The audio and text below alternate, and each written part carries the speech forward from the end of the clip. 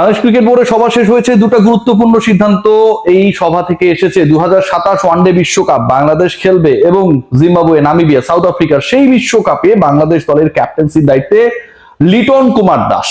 যে ওয়ানডে বিশ্বকাপে একসময় বলা হতো, মনে করা হতো, ঘোষণা করা হয়েছিল অলমোস্ট যে Miraz will be the captain of the upcoming world cup, but সেটা হচ্ছে না।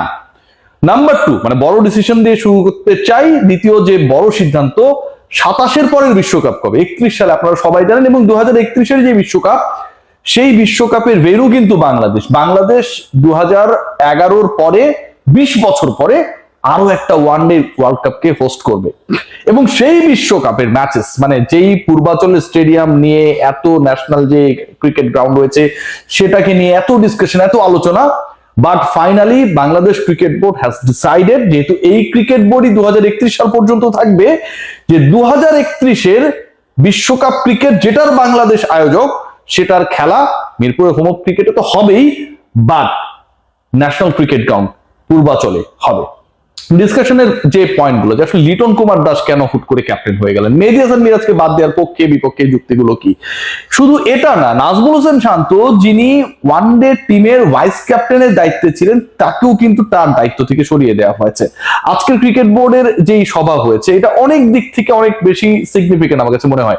মেহেদী হাসান মিরাজকে সরিয়ে দেওয়ার প্রথম কারণ যেটা, তামিম ইকবাল যে এক্সপ্লেনেশনটা দিয়েছেন, যেটা হচ্ছে যে Mehidy Miraz as a captain successful, but as a player Mehidy Hasan মিরাজের কাছ থেকে Bangladesh cricket board the way they are expecting his performance, সেটা তিনি করতে ব্যর্থ হয়েছেন।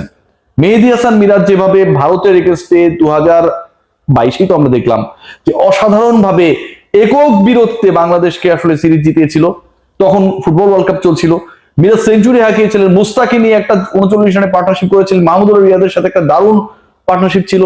সেই মেহেদী হাসান মিরাজ ইজ ফলিং, তার ব্যাটিং থেকে কোনো কিছু আসছে না, বোলিং নির্বিষ, এবং এলপিএল শেষে দেশের পথে, যদিও এলপিএল এখনো চলছে, লঙ্কান প্রিমিয়ার লিগের কথা যদি বলি।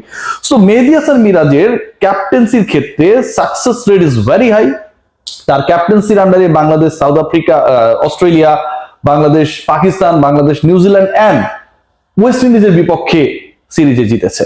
তারপরে তাকে সরিয়ে দেওয়ার কারণ as a cricketer Mehedi Hasan মিরাজের কাছ থেকে expectations is very much high Bangladesh দল। লিটন কুমার দাস ওয়ানডে ক্যাপ্টেন হলেন এবং তাকে একটা বড় সময়ের জন্য করা হয়েছে। আপনারা জানেন যে অক্টোবর নভেম্বর, মানে পরের ওয়ার্ল্ড কাপ 2027-এর, তার মানে অক্টোবর নভেম্বর যদি কাউন্ট করেন, পরের 14 মাসে বাংলাদেশের ওয়ানডে নেতৃত্বে কোনো পরিবর্তন আসছে না। সো লিটন কুমার দাস সেই বিশ্বকাপ পর্যন্ত ক্যাপ্টেন থাকবেন, behind the stand the way actually he perform, এবং তার মধ্যেই যে লিডারশিপ কোয়ালিটি রয়েছে সেটা আমরা সোশ্যাল প্ল্যাটফর্মে বিভিন্ন সময় দেখি। বাংলাদেশ ন্যাশনাল টিমের সাথে জড়িত যে বডিজ গুলো রয়েছে, তারাও আসলে লিটনের এই ক্যাপ্টেন্সি রোলটাকে বিভিন্ন সময় প্রেজেবল করেছে। সো সবকিছু মিলিয়ে লিটন যেহেতু হোয়াইট বলের ক্যাপ্টেন্সি, এবং তিনি অলরেডি টি20-তে সাকসেসফুলি রান করেছেন তার রোলটা, ওয়ানডেতে তাকে ক্যাপ্টেন বানানোর ব্যাপারে মিরাজকে সরিয়ে দ্বিতীয়বার বাংলাদেশ ক্রিকেট বোর্ডকে ভাবতে হয় নাই। আজকের মিটিংয়ে গুরুত্বপূর্ণ আরো একটা সিদ্ধান্ত হয়েছে, এবং সেই সিদ্ধান্তের সবকটা কথা প্রেসিডেন্ট তামিম ইকবাল ব্রিফিং এ বলেন নাই, বাট যেই আলোচনাটা হয়েছে, যেভাবে হয়েছে, সেই আলোচনাটা আমার কাছে মনে হয় যে এক্সপ্লেন করা দরকার। আপনারা সবাই জানেন যে বাংলাদেশের সাথে ভারতের যে শর্টার ভার্সনের সিরিজ রয়েছে, টি20 ওয়ানডে বাংলাদেশে খেলতে আসবে। গত বছরের যে অগাস্টে সিরিজটা হওয়ার কথা ছিল, পলিটিক্যাল নানা ইস্যুর কারণে সেটাকে পিছিয়ে দেওয়া হয়, এবং শেষ পর্যন্ত সেটা সেট করা হয় যে 2026-এর সেপ্টেম্বরে অনুষ্ঠিত হবে। রাইট, 2026-এর সেপ্টেম্বর চলে আসছে, আগস্ট অলমোস্ট কামিং, আর মাত্র 2 দিন পরেই আমরা আগস্টে পদার্পণ করব। কিন্তু সেপ্টেম্বরে ভারত আসলে বাংলাদেশে আসবে কিনা, এই ব্যাপারে এখন পর্যন্ত আমরা কোনো বাংলাদেশ ক্রিকেট বোর্ডের পক্ষ থেকে স্ট্রেইট কাট অ্যান্সার পাই নাই। ইন্ডিয়ান ক্রিকেট বোর্ডও কোনো কিছু বলছে না। ঝামেলা যেটা, যে কারণে আসলে এই ব্যাপারে বলা হচ্ছে না, এবং আসলে এই সিরিজটা কোন অবস্থায় রয়েছে, সেই প্রশ্নের উত্তর যদি আমরা মেলানোর চেষ্টা করি, সেখানটায় দুটো পয়েন্ট পাওয়া যায়। দেখুন, এই যে সিরিজ, এটা হওয়া না হওয়ার সাথে জড়িত ছিল সবশেষ ওয়ার্ল্ড কাপে বাংলাদেশ অংশগ্রহণ করা না করা। বাংলাদেশ ইন্ডিয়া গিয়ে খেলবে না, that was totally a political call. ক্রিকেটাররা বলেছে, সবাই বলেছে। যেহেতু পলিটিক্যাল কলের কারণে দুই দেশের ক্রিকেটীয় সম্পর্ক নষ্ট হয়েছে, ক্রিকেটীয় সম্পর্কের জায়গাটাকে প্রপার করতে হইলে, সিমেন্ট করতে হইলে, আপনাকে ওই ডিসিশনটা পলিটিক্যালি আসতে হবে। পলিটিক্যাল কলের কারণে বাংলাদেশ এবং ভারতের ক্রিকেটীয় সম্পর্ক নষ্ট হয়েছে। সো পলিটিক্যাল কলের মাধ্যমে এই ক্রিকেটীয় সম্পর্ককে আমি যদি রিপিট করি, আবার সিমেন্ট করতে হবে। বাংলাদেশ এবং ভারতীয় cricket board they are eager, তারাও আসতে চায়, বাংলাদেশও খেলতে চায়, এটা নিয়ে কোনো সমস্যা নেই, মেল চালাচালি হচ্ছে, সেটা তামিম ইকবাল বলেছেন।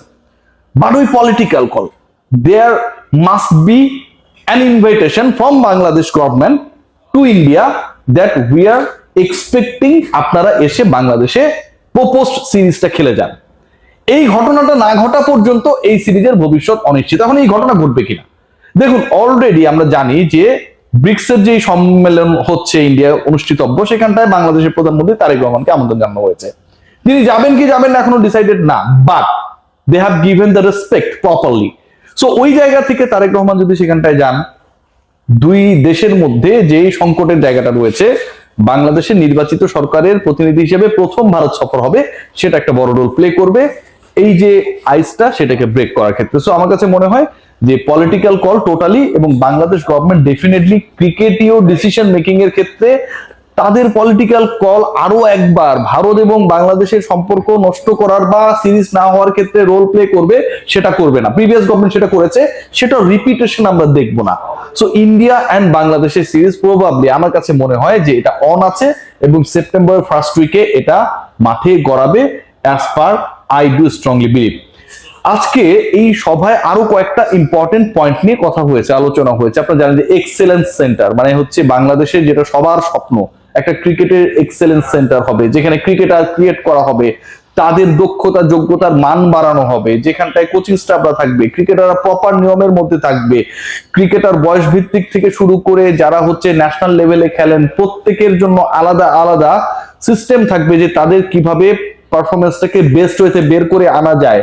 জিমনেশিয়াম ফ্যাসিলিটিস থেকে শুরু করে medical, everything will be there. এই যে এক্সেলেন্স সেন্টার নিয়ে এত আলোচনা, এক্সেলেন্ট কথাবার্তা বিভিন্ন সময় হয়েছিল, সেই ব্যাপারটা ফাইনালি আলোর মুখ দেখতে যাচ্ছে। তামিম ইকবাল খান এনশিওর করেছেন আগামী 2.5 থেকে 3 বছরের মধ্যে, মানে এই বোর্ডের মধ্যেই, এই বোর্ডের টেনিউরের মধ্যেই এক্সেলেন্স সেন্টার নিয়ে যে আলোচনাটা বাংলাদেশের ক্রিকেটে বিভিন্ন সময় আমরা দেখেছি, সেটা তিনি তার বোর্ডে করে দেখাবেন।